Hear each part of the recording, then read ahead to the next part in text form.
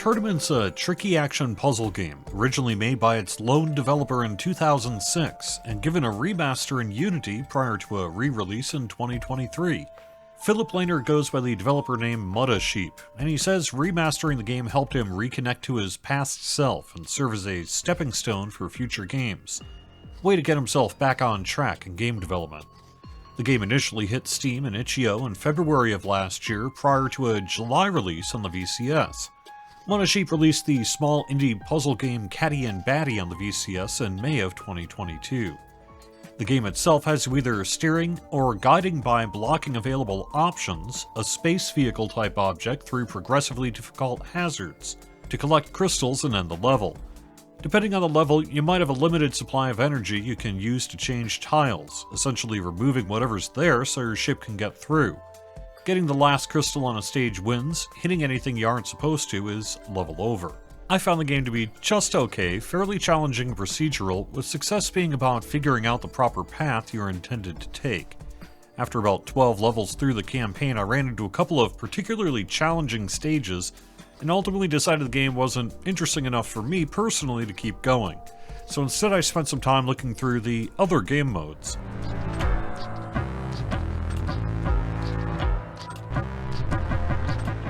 The other modes offer a nice break from the challenges of the campaign. Endless mode lets you enter some kind of seed number to generate its levels.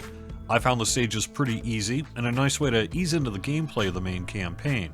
There's also a level editor to create your own levels and share them online with others.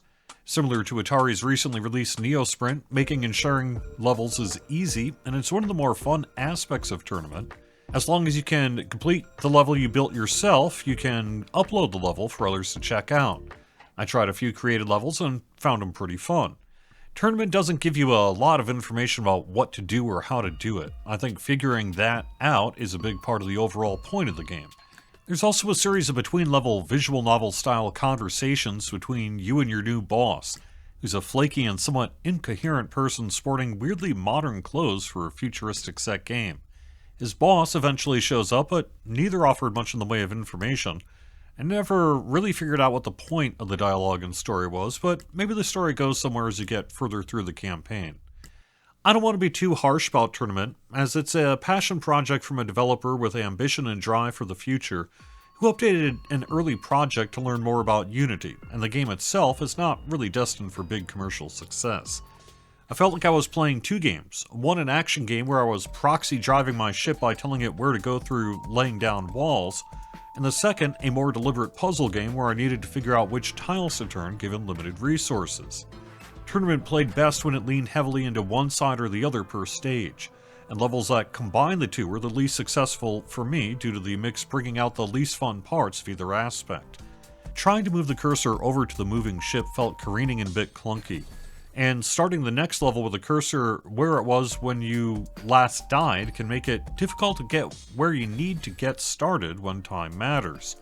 Still, there's more than enough game to be had to justify the $6 price tag. The game doesn't support the classic joystick, only the modern controller or keyboard and mouse. Thanks for watching. I'll have more game videos in the coming weeks, including a look at some 7800 homebrew and some of the indie and Atari release games from 2023. Liking helps spread the word about the channel, and subscribing gets these videos in your feed. Have fun!